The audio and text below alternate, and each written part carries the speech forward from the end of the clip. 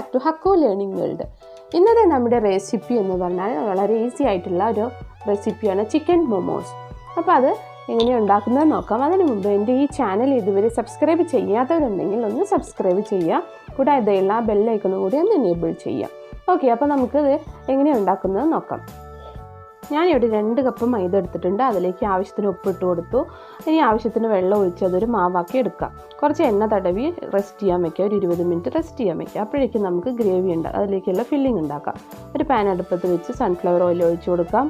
നന്നായിട്ട് നുറുക്കിയ സവാള ഇട്ട് കൊടുക്കാം. അതൊന്ന് മൂത്ത് വരുമ്പോൾ അതിലേക്ക് ചെറുതായി അരിഞ്ഞു വെച്ച ഇഞ്ചിയും വെളുത്തുള്ളിയും പച്ചമുളകും കൂടെ ആഡ് ചെയ്യാം.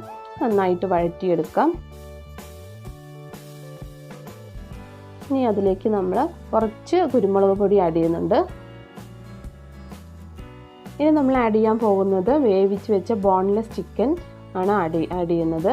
അതൊന്ന് ജസ്റ്റ് ഒന്ന് ക്രഷ് ചെയ്തിട്ട് വേണം ആഡ് ചെയ്ത് കൊടുക്കാൻ. ഇനി അതിലേക്ക് ഒരു സ്പൂൺ സോയ സോസ് ഒഴിച്ച് കൊടുക്കുക. നന്നായി മിക്സ് ചെയ്യുക.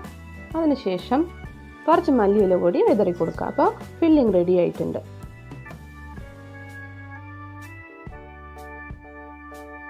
ഇനി നമുക്ക് നേരത്തെ മാറ്റി വെച്ച മാവ് എടുത്ത് നോക്കാം. നല്ല സോഫ്റ്റായി വന്നിട്ടുണ്ട്. അതുകൊണ്ട് ഇനി നമുക്ക് പരത്തിയെടുക്കണം. അപ്പം നന്നായി ചെറിയ ഉരുളകളാക്കി എടുക്കാൻ വേണ്ടി അതൊന്ന് കട്ട് ചെയ്ത് കൊടുക്കാം. ചെറിയ പീസായിട്ട് കട്ട് ചെയ്തെല്ലാം ബോൾസാക്കി വെച്ചിട്ടുണ്ട്. ഇനി അതിന് ഒരു ബോൾ എടുത്ത് നമുക്ക് പരത്തുന്നത് എങ്ങനെയാണെന്ന് നോക്കാം. കുറച്ച് മൈദമാവിൽ മുക്കി ഇതുപോലെ പരത്തി ആറ്റങ്ങളൊക്കെ നല്ല നൈസായിട്ട് പരത്താം. അതെനിക്ക് 1.5 സ്പൂൺ ഫില്ലിംഗ് ഇട്ട് കൊടുത്ത് ഇതുപോലെ ഞൊറിയായിട്ട് ചെയ്യണം. ഞൊറിഞ്ഞെടുക്കണം. എല്ലാം നന്നായിട്ട് വട്ടത്തിൽ ഞൊറിഞ്ഞ് റെഡിയാക്കണം. അതിനുശേഷം അതിൻ്റെ മുകൾ ഭാഗം ഒന്ന് പ്രസ് ചെയ്ത് കൊടുക്കുക. അപ്പോൾ കറക്റ്റ് മൊമോസിൻ്റെ ഷേപ്പിൽ വരും. ഒന്ന് പ്രസ് ചെയ്ത് കൊടുക്കാം. അപ്പോൾ ഇതുപോലെ നമ്മളെല്ലാം റെഡിയാക്കി എടുക്കണം. അതിനുശേഷം നമ്മൾ ആവി കയറ്റിയിട്ടാണ് ഇത് റെഡിയാക്കുന്നത്.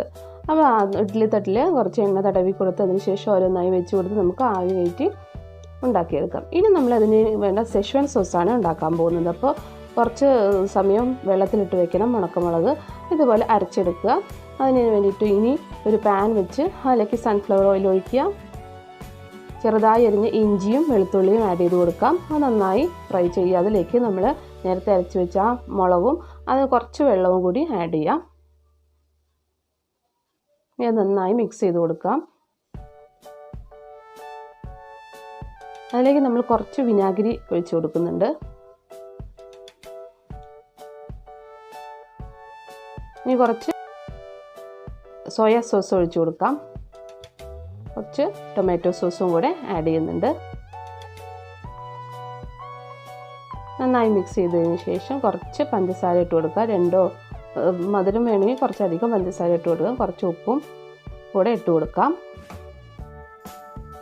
ഇത്രയേ ഉള്ളൂ. നമ്മുടെ സെഷ്വാൻ സോസ് ഇവിടെ റെഡി ആയിട്ടുണ്ട്. അപ്പോൾ നമ്മൾ ആവിയിൽ വേവിച്ചെടുത്ത മൊമോസും അതിൻ്റെ കൂടെ ഈ സെഷ്വാൻ സോസും കൂടി സെഷ്വാൻ സോസിൽ ഡിപ്പ് ചെയ്തിട്ട് വേണം ഇത് കഴിക്കാൻ. അപ്പോൾ വളരെ ടേസ്റ്റിയാണ്, വളരെ ഈസിയാണ്. എല്ലാവരും ഉണ്ടാക്കി നോക്കണം. എൻ്റെ വീഡിയോ ഇഷ്ടപ്പെട്ടാൽ ലൈക്ക് ചെയ്യുക, കമൻറ്റ് ചെയ്യുക, ഷെയർ ചെയ്യുക, കൂടാതെ സബ്സ്ക്രൈബ് ചെയ്യുക. Thank you.